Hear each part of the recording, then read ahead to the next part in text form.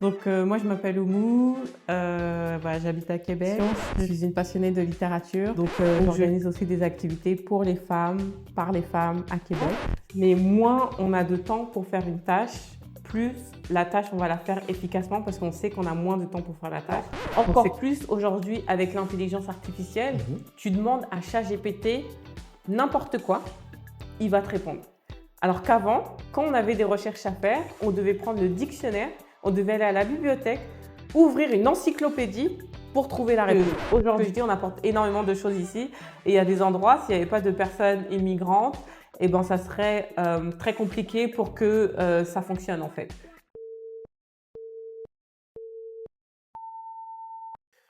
Parfait.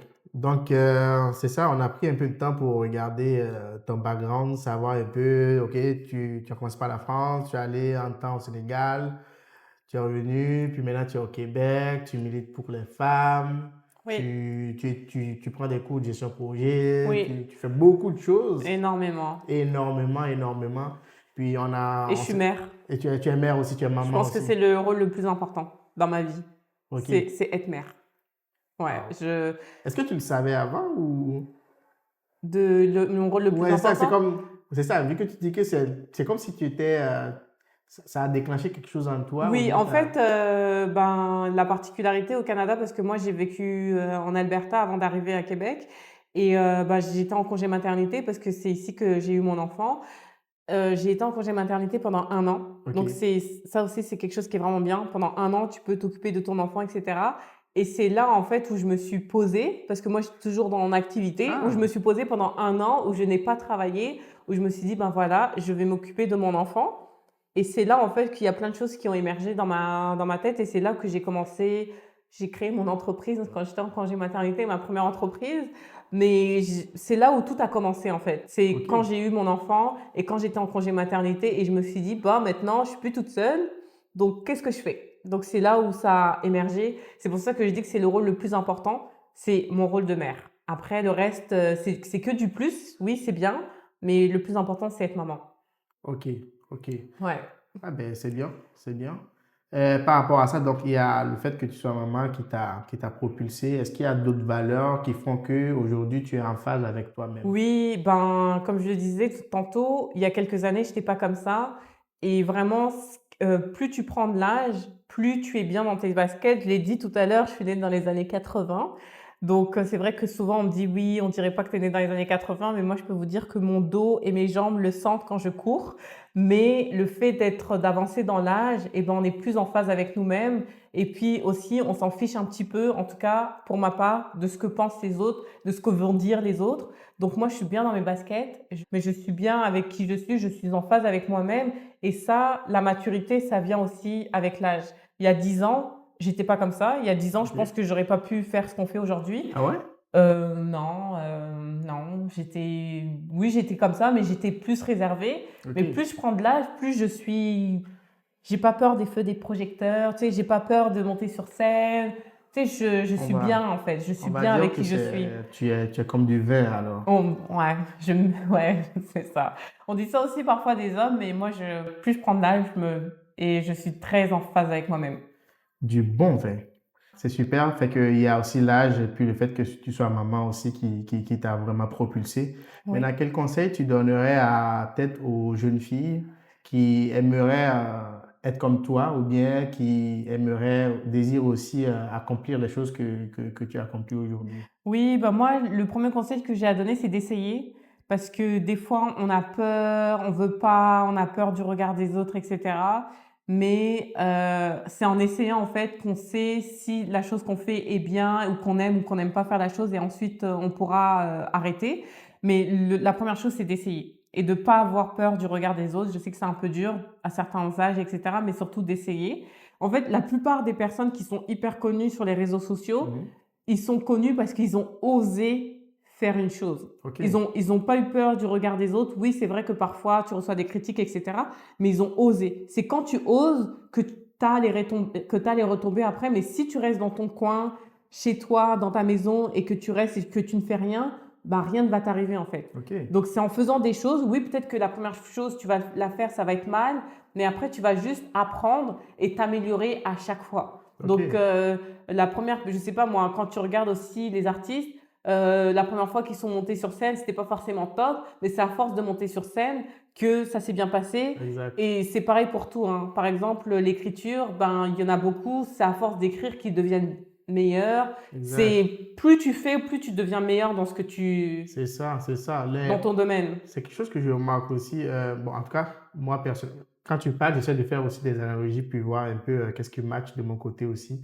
Puis j'ai remarqué que les moments où je sens que je passe d'un autre niveau, c'est les moments où je suis confronté à certains challenges, Exactement. tu vois. Et le moment que j'ai découvert ça, je me suis dit, waouh, ok, j'ai commencé par aborder différemment certains petits soucis ou bien petites situations qui arrivent dans ma vie et ça Mhm. me permet d'atteindre un autre palier, Mhm. en quelque sorte. Ouais, ouais, c'est vraiment ça. C'est aussi la pression. Moi, personnellement, je travaille beaucoup sur pression. Si par exemple, tu me dis, bon, ben, je pense qu'il y en a beaucoup aussi qui travaillent sur pression. Si Ok. par exemple, demain, Roland, je te dis, bon, Roland, si demain, tu me fais ceci et je te donne 1 million de dollars, c'est sûr que tu vas faire ce Ah que je oui. vais te Ah oui, demander parce que tu sauras qu'à la fin, tu vas avoir tes 1 million de dollars. Donc exactement. moi, je fonctionne beaucoup comme ça. Par exemple, ben, là, je vais parler un peu de mon métier d'artiste, entre guillemets. Ben, quand on m'appelle pour faire des prestations sur scène, généralement, les gens, ils aiment bien avoir des thématiques ou ils aiment bien avoir un texte inédit. Et ben, s'ils me disent que ben, la représentation, je sais pas, c'est le 15 mai et qu'ils veulent un texte, je sais pas moi, sur le racisme, et ben, c'est sûr qu'avant le 15 mai, je vais avoir un texte écrit sur le racisme. C'est toujours Ok, comme ça que je fonctionne. ok, C'est toujours ok. avec la pression La de, pression. OK, c'est ce jour-là, je peux pas me défiler, je suis obligée de le faire, donc je vais le faire. C'est bien, c'est super ça. Et donc, si je reviens légèrement en arrière par rapport à comment le dire, euh, tes challenges que tu as eus, donc en tant qu'entrepreneur, puis la vie que tu as aujourd'hui, les conseils que tu donnes aux jeunes filles, c'est de commencer, d'oser Oui. et de ne pas lâcher parce que ça va pas être rose sur toute la ligne. C'est ça, c'est vraiment très difficile parce que des fois on se demande pourquoi on fait ça, surtout quand tu travailles beaucoup et que ben tu n'as pas de retombées, c'est-à-dire que tu n'as pas de salaire ou que tu n'as pas d'argent. Exact. Ça c'est, tu te demandes bah, pourquoi est-ce que je fais ça? Bah, je peux juste aller travailler quelque part et puis recevoir un salaire tous les mois. Mais avec la rigueur et avec le travail, on arrive toujours à quelque chose. Moi j'ai commencé comme j'ai dit en 2018. Mhm. J'ai commencé à publier des trucs sur Instagram, personne ne me calculait. Je disais à ma sœur, bah là, c'est pas comme si tout le monde me calcule non plus, hein. Il y a aussi beaucoup de personnes qui me calculent pas. Et puis, je me souviens, il y a ma petite sœur qui me disait, ouais, c'est bon, on a compris. Tu partages des livres, c'est bon. Et alors? Et alors? Et alors? Tu vois, elle me disait ça comme ça. Ouais. Et aujourd'hui, je lui dis, bah regarde, j'ai eu un contrat. Moi, tout ce que je veux, c'est recevoir des livres. Envoyez-moi des livres. Un livre, ça coûte entre 20, 30, à voire parfois 50 dollars. Moi, à partir du moment où tu m'envoies un livre, je considère que j'ai réussi ma mission. Ok. J'ai réussi ma mission. C'est vrai que j'ai pas beaucoup de followers, mais ça, c'est pas le plus important. C'est ce que tu fais qui est important. À partir du moment où j'ai des collaborations, aujourd'hui, moi, je travaille avec 3, 4 maisons d'édition. Une maison d'édition qui est en France, deux maisons d'édition qui sont basées au Québec, une autre maison d'édition qui est basée, deux autres maisons d'édition qui sont basées en Ontario. Mhm. Ça veut dire que c'est 5 maisons d'édition avec lesquelles je travaille, avec lesquelles je fais des partenariats, avec lesquelles je connais, avec lesquelles je partage des livres parce que j'aime leurs livres, etc.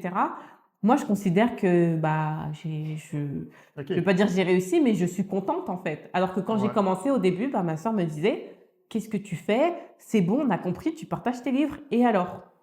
Donc voilà. Ah, ok. Je voulais te poser une question, mais tu l'as très bien répondu. C'était si tu avais un challenge que tu as eu et comment tu l'as surmonté, puis Oui, c'est ça. franchement, Ben, en fait, surtout quand ça vient de ta famille proche, Ok. tu sais, qui comprennent pas ce que tu Mhm. fais, qui sont là en mode, waouh, je comprends pas ce que tu fais. Bah, c'est pas ça qui a fait que j'ai arrêté. J'ai continué et aujourd'hui, ma sœur, elle est super contente. Elle est super heureuse. Et à chaque fois, je lui dis, bah, regarde, j'ai reçu ça, j'ai reçu ça. Bon, mes sœurs, elles vivent pas avec moi, là. Mais je sais très bien que si aujourd'hui j'habitais dans la même ville que ma sœur, elle viendrait chez moi pour m'emprunter les livres que je reçois ou pour m'emprunter ce que je fais. Donc, Ok. J'ai remarqué que souvent, les gens, les Sénégalais oui. ont un penchant particulier ou bien une excellence pour le domaine de la littérature ou peut-être la politique ou Oui, ces genres de domaines-là? Est-ce qu'il y a quelque chose qui fait cette différence-là? non, mais en fait, c'est vrai, les Sénégalais sont très bons en littérature. Bah, pas tous les Sénégalais comme Oui. partout là, mais c'est vrai qu'il y a une, parce qu'en fait, il y a eu bah, aussi avec les présidents qu'on a eu, aussi surtout aussi avec le premier président qu'on a eu, Léopold Lédar Senghor, qui a aussi démocratisé tout ça. Donc, quand on a un modèle aussi, OK. quand on a des représentations et surtout quand on a des modèles, Que ça a joué. ça joue après sur les prochaines générations. Moi, je pense que c'est ça. Après, ça, c'est ma théorie de Oumou, donc moi, je suis personne pour dire ça. Mais moi, je suis persuadée que ça joue sur les prochaines générations qui se disent, ah, ok, on a eu un président qui a beaucoup aimé la Exact. littérature. Et je pense aussi que ça a beaucoup aidé. Il y a quelques années, il n'y a pas très longtemps, on a aussi un auteur sénégalais, un écrivain qui a gagné le prix Goncourt, Bougarsar. Donc ça aussi, je pense que tout ça, ça a aidé. C'est juste un historique de qui était là avant, qu'est-ce qu'ils ont fait. Et bah, c'est ça, c'est aussi l'enseignement que les Sénégalais reçoivent à l'école. Moi, comme je le dis, moi j'ai grandi en France, je suis d'origine sénégalaise et j'ai rencontré énormément de Sénégalais qui écrivent mieux que les personnes qui ont grandi en France. OK. Donc moi, beaucoup de mes textes que j'ai écrits, que j'écrivais avant, ont été corrigés par des personnes où le français, c'est leur deuxième, troisième, quatrième langue. OK. Donc Wow.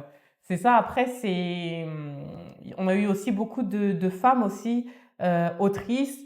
Par exemple, moi, je pense à Mariam Abba, qui est une autrice sénégalaise qui est décédée, mais qui a aussi démocratisé aussi la littérature africaine. Donc, il y a aussi un noyau, un bassin de la littérature africaine qui se trouve aussi au Sénégal. Il y a aussi Aminata Sofal, Fatou Diom, etc. Oui. Mais c'est vrai qu'il y a vraiment un bassin de littérature au Sénégal. Et aussi, c'est pour ça aussi que j'ai commencé la littérature plus afro-descendante. OK. C'est parce que quand j'ai eu mon enfant, je me suis dit, bon, bah maintenant, qu'est-ce que je vais lui laisser? Qu'est-ce que je vais lui apprendre? Exact. Et là, je me suis dit, mais moi, comme j'ai grandi en France, la littérature africaine, elle n'existe pas. Moi, j'ai appris Maupassant, Victor Hugo, Balzac Oui. et consorts, mais la littérature africaine, je l'ai découverte par moi-même parce que j'avais Ah envie. ouais? Oui, oui, parce En que France, j'avais. ok, ok, ok. Donc en France, les littératures Non, africaines ne sont pas, n'existe pas. n'existent pas. N'existe pas. Ok, mais ça, N'existe bon, pas. c'est dommage un peu, hein, parce que en Afrique, Non. moi j'ai fait la plupart de mes études en Afrique, puis on étudiait quand même Oui, mais parce que c'est les toujours comme auteurs. ça. C'est comme là, par exemple, les Américains ou les Canadiens, tu vois, ils étudient que ce qui se passe dans leur continent. Exactement. Les Français, encore, ils s'ouvrent un peu plus, tu Ouais. vois, ils sont un peu plus ouverts. Mais quand tu regardes les Américains, c'est pour ça qu'il y a plein de vidéos sur TikTok là où tu leur demandes c'est où la France ou c'est où je sais pas quoi. Ils savent pas parce qu'ils sont trop c'est refermés dommage. sur elles-mêmes.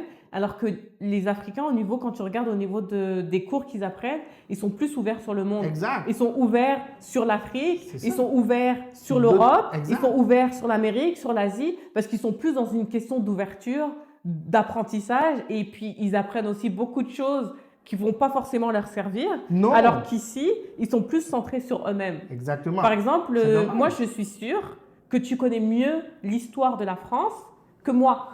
Tu vois? Ben oui, parce qu'en tout cas, ben, tu étais obligé de l'apprendre. C'est ça. Sinon, ben, tu ne passais pas peut-être une classe ou des choses comme C'est ça. ça. Puis, il y a des histoires même qu'on connaît mieux que peut-être Exactement. les concernés, les premiers concernés. Et c'est dommage parce que ces gens à qui on apprend ce genre de choses, il y en a une grosse majorité qui ne vont même pas quitter le pays. Par exemple, en Afrique, bon, si on se met à apprendre tout ce qui est l'Amérique, oui, c'est bien pour la culture générale. Mais si quelqu'un s'en va à l'université pour étudier ça, c'est bien. Oui. Mais dans les basses classes, il y a beaucoup qui vont peut-être même pas sortir du pays puis qui n'en ont rien à foutre. Exactement. C'est Tu ça. vois? C'est ça. Moi, j'ai tout appris quand j'étais adulte. J'ai d'abord commencé par Amadou en Patéba parce qu'il était Peul, etc.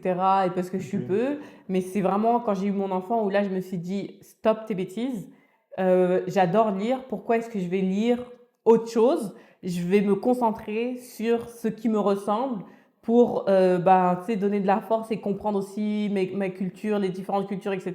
Et c'est comme ça que j'ai fait un virage à 360 Ok. et que maintenant, pratiquement, je lis que ça. 90% de mes lectures, c'est des personnes non blanches.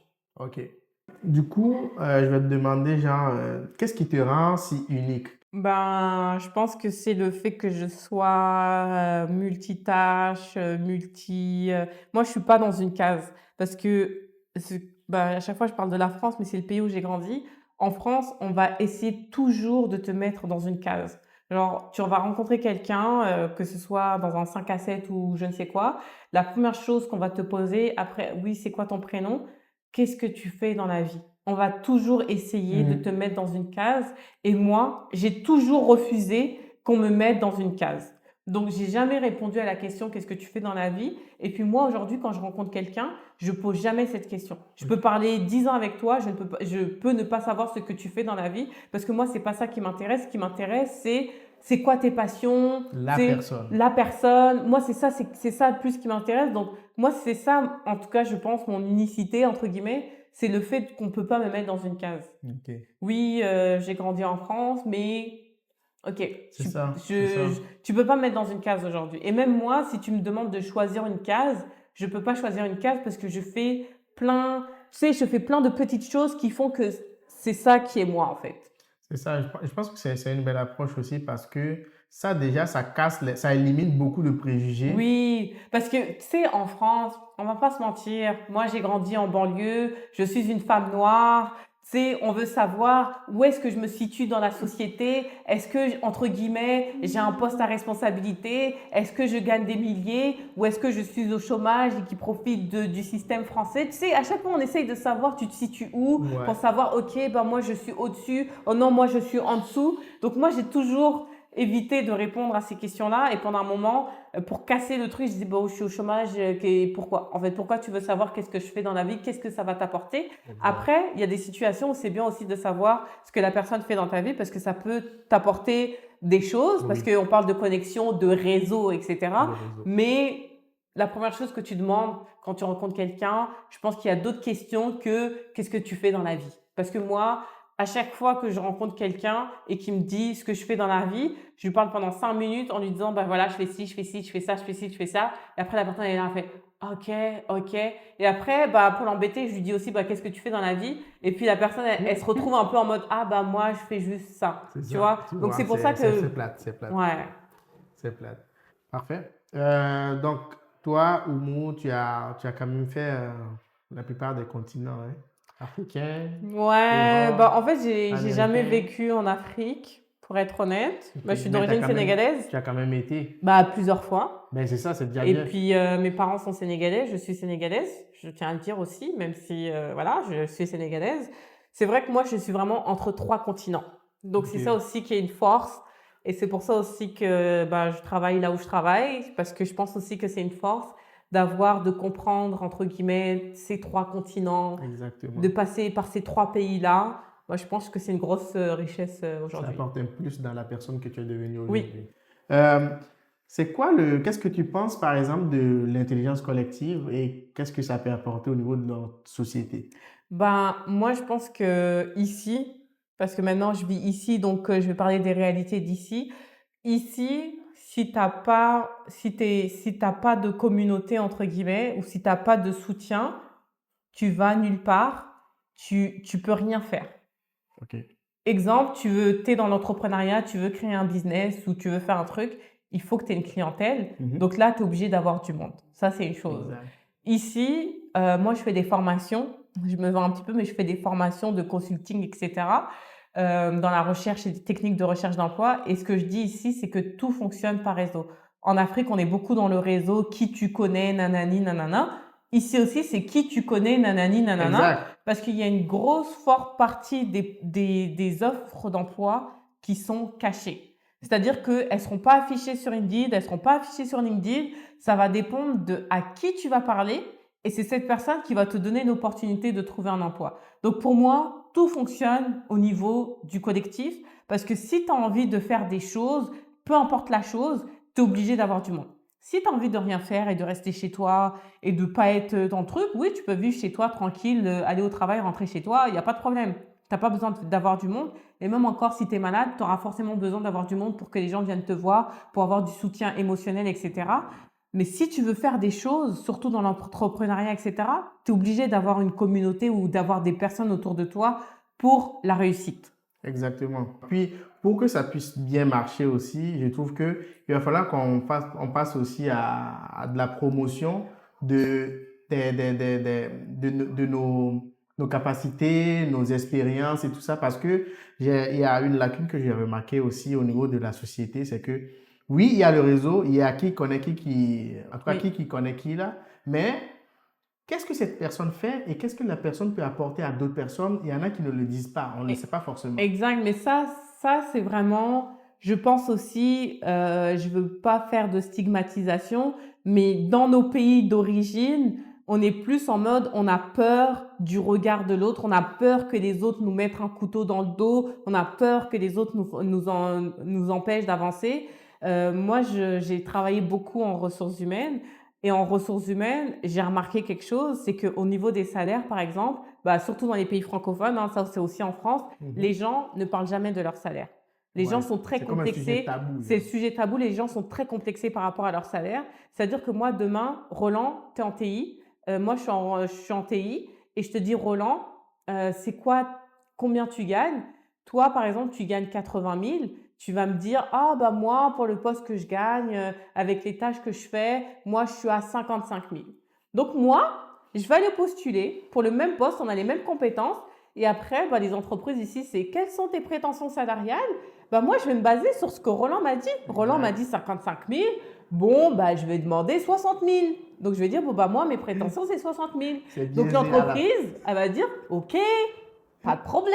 C'est ça. Alors que Et l'information de base voilà, est biaisée. est biaisée. Et donc après, tu te retrouves dans des entreprises où tu regardes les personnes d'origine qui viennent de l'Afrique noire, où les salaires, ils gagnent moins que les autres personnes parce que au début, ils n'ont pas su se vendre, parce qu'au début, ils ne savaient pas c'était quoi la fourchette salariale et que Exactement.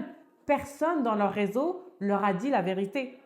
C'est ça Exactement. en fait. Exact. Personne ne leur a dit la C'est vérité. ça. Alors que dans les pays anglophones, où là il y a C'est moins de beaucoup tabous, plus libéral, et la ouvert. personne elle va te dire cash, moi je gagne tant. Voilà. Tu vois? Donc après, moi je pense que tu peux demander tant ou tant et la personne sera bien au niveau de la fourchette salariale. Exactement. Et ça, c'est un gros problème, un gros fléau dans les communautés noires d'Afrique parce que les personnes ne sont pas honnêtes sur ça. C'est surtout aussi la peur de oui, moi je veux pas que la personne me dépasse, etc. Alors qu'on peut tous s'entraider. Moi, comme je dis, on est tous dans le même bateau et on peut tous s'aider ensemble à avancer en fait. ensemble. Exact. Mais là, c'est plus non, moi je suis là, je veux pas que l'autre me rattrape. Donc je vais avancer comme ça, mais je veux pas que l'autre me rattrape. Alors qu'on peut tous avancer ensemble et avancer. Mais ça, après, ça c'est des mentalités, c'est des choses, etc. Mais bon, c'est difficile. Exactement. Puis je pense qu'on a assez discuté, tourné sur les sujets, le background et tout ça. Oui. Et on tend un peu vers la fin. Oui. Et donc je vais te demander, tu es au Canada depuis combien de temps environ? Là, 2024, c'est ma 9e année. 9e année. Ok, oui. Parfait. C'est quoi est-ce que tu peux nous raconter ton expérience, une de tes expériences les plus drôles que tu as vécues au Canada? Non, pas l'expérience la plus drôle, mais juste pour dire que le premier travail que j'ai eu, non, l'un de mes premiers boulots en tout cas que j'ai eu au Canada, c'est pas drôle parce que j'ai vraiment du mal à... Moi, je suis une personne qui est très marrante dans la vie. Quand je parle comme ça en off avec les gens, les gens m'aiment bien, je rigole, etc. Mais de me demander de raconter une anecdote drôle, je suis la plus nulle. Mais juste pour dire que... l'un des premiers boulots que j'ai eu au Canada, je l'ai eu à cause ou grâce à mon vieil accent français. Parce que c'était un boulot en anglais et je vendais des sacs de luxe en anglais. Et en fait, quand je parle anglais, tout le monde sait que ma première langue, c'est le français. Et c'est comme ça que j'ai eu mon premier boulot. Ça me fait rire parce qu'en France, tout le monde, quand tu parles mal français, tout le monde essaye de te corriger. Ouais. Tout le monde essaye de te corriger. Tout le monde, tu vois, alors que là, c'est ça. Et ça, c'est l'expérience qui m'a le plus marqué, je pense. C'est que tu arrives, tu parles un broken English, là, et puis on t'engage parce que ton français, il est broken. Et justement, c'est ça qu'on veut, parce que ça fait genre chic que tu vendes des sacs de luxe parce que tu as un accent français. Mais ça, c'est quelque chose qui m'a vraiment marqué. Ouais, j'avoue que c'est spécial. C'est À ce très moment, tu te spécial. dis, waouh, tu as vraiment changé de continent ou de C'est pays, ça. là. Mais c'est pour ça qu'il faut oser, parce que si j'avais eu honte de mon accent, eh ben, j'aurais pas pu, tu sais, j'aurais pas pu apprendre l'anglais, j'aurais pas pu parler en anglais, j'aurais pas pu travailler en anglais. Donc, il faut oser. Je parlais, même encore aujourd'hui, quand je parle anglais, on me comprend, mais Ok. j'ai un accent français et c'est quelque chose que je ne peux pas enlever, mais c'est là. Ok. Ah oui, ça m'a fait penser à une question. Qu'est-ce qui t'a motivé à venir au Canada? Pourquoi le Canada? Moi, le Canada, dans ma vie, j'ai jamais imaginé qu'un jour j'allais venir ici. Je me souviens Ok. quand j'étais à l'université, il y avait des programmes Erasmus, changement de pays, et je recevais la feuille parce que nous, c'était à l'époque, hein. C'était des feuilles qu'on distribuait, des flyers. Je Mhm. recevais le flyer, je le déchirais, je le jetais à la poubelle. Moi, jamais dans la vie, je quitte la France. J'aime trop ma famille, j'aime trop la France. C'est des circonstances vraiment, on va dire, exceptionnelles qui sont arrivées. Ben, c'est une histoire tout simplement amoureuse, hein. Moi, j'étais dans le love, pure love, comme dans les films. Donc voilà, je suis tombée amoureuse d'une personne qui voulait s'expatrier. Et puis ben, on s'est expatrié, c'est tout. Ah, ok. J'ai pas choisi entre guillemets de venir ici. J'ai juste suivi quelqu'un pour qui son rêve à lui c'était d'être ici. Mais moi personnellement, c'était pas mon rêve. Waouh. Mais Ouais, finalement, là, regarde, tu te retrouves ici et ouais. tu te retrouves avec toi-même, en Ouais, phase avec toi-même et en tu face, te... ouais. Vraiment, C'est... c'est grâce à lui que je suis ici. Donc voilà. ah, Et puis c'est super ce qui m'arrive aujourd'hui. Après, c'est grâce aussi à moi avec ce que je Ben fais, oui, bien sûr. mais c'est grâce à lui que je suis dans ce Le pays. move, puis après, la personne que tu es devenue, Ouais, c'est par c'est tes ça. efforts aussi. La personnalité, c'est moi, mais le move de changer de pays, c'est lui. Ok. Et bah, pour cela, il sera toujours là de toute façon. Donc voilà, C'est pour ça que des fois c'est grâce à aussi, lui. peu importe ce qui nous arrive dans nos vies, des fois, ben, tu ne sais pas à quoi ça va t'amener. Donc, Exact. prends-le, puis regarde les bons Ouais, côtés, reste focus, c'est puis... ça. Moi, c'est l'amour qui m'a apporté ici. ah, c'est bon, Le c'est bon. love. En plus, tu viens de la ville de l'amour, c'est L'amour, ça? la ville de l'amour, mais moi, c'est le pure love Mm. qui m'a fait C'est changer de pays. c'est Sinon, je mignon, pense c'est pas que mignon. j'aurais changé de pays. C'est mignon. Ok, ton premier hiver, c'était comment? Un premier hiver, oh my Ouais. God, c'était en 2015, fin d'année 2015. Oh, c'était horrible. Déjà, moi, je suis la plus grande frileuse de la Terre. C'est déjà normal. Ouais, la plus grande frileuse de la Ah Terre, oui. encore aujourd'hui. Ah oui? En hiver, tu me vois dehors, tu me reconnais pas. Je suis devenue une Canadienne avec toutes les surcouches, tous les produits que tu mets en dessous. J'ai tout l'équipement qu'il Tout le faut, kit. tout le kit. J'ai tout le kit. Sincèrement, j'ai tout le kit. Mais c'est bizarre de dire ça. J'habite ici, mais moi, j'aime pas l'hiver. J'aime pas l'hiver. Après, c'est vrai que je fais des activités d'hiver parce que j'ai un enfant, mais j'aime pas l'hiver.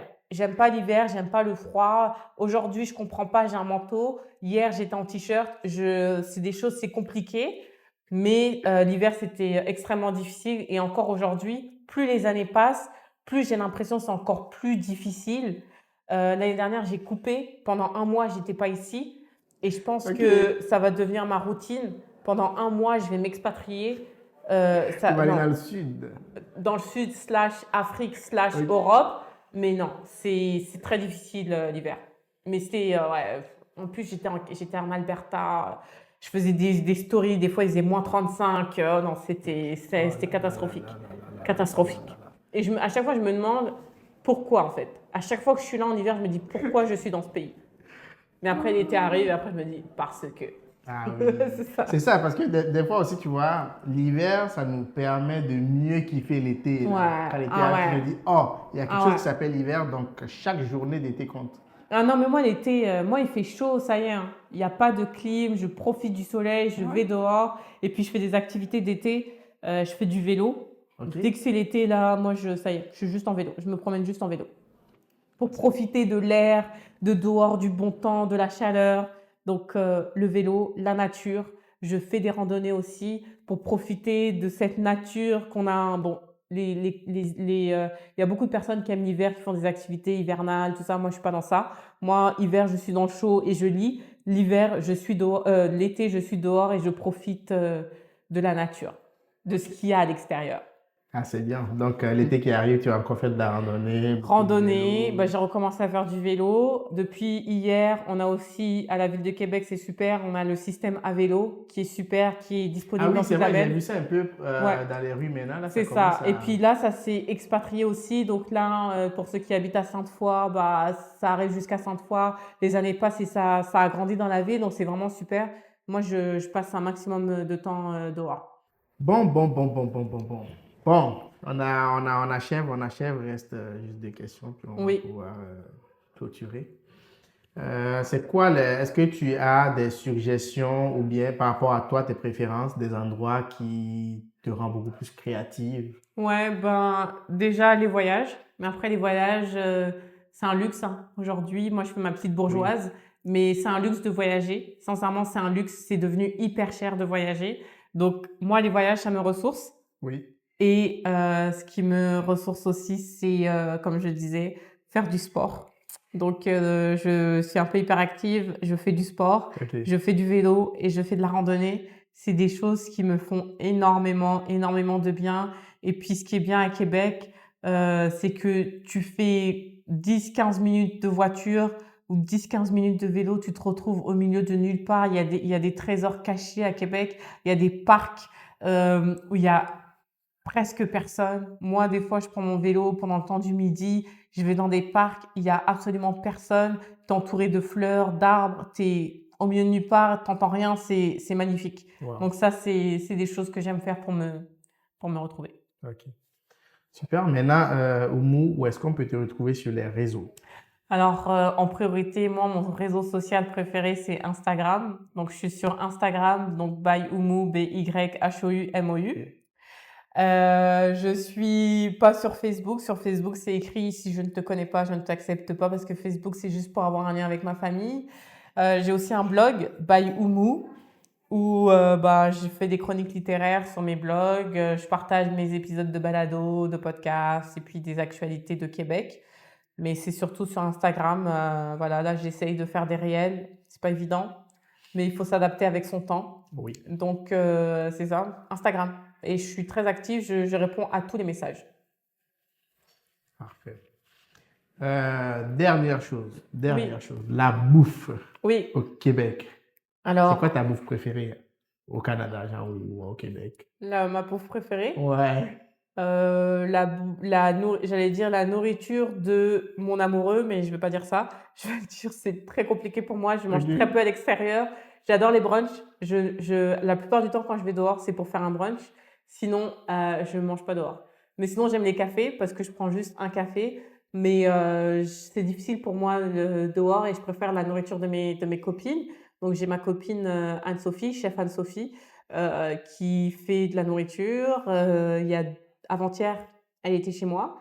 Elle a fait des super bons burgers. Donc, c'est ça, j'aime bien manger chez mes amis. Demain, je vais manger chez mon amie Eva, Ah, donc qui va faire un barbecue et qui fait aussi du garba, qui est d'origine ivoirienne, qui fait des plats.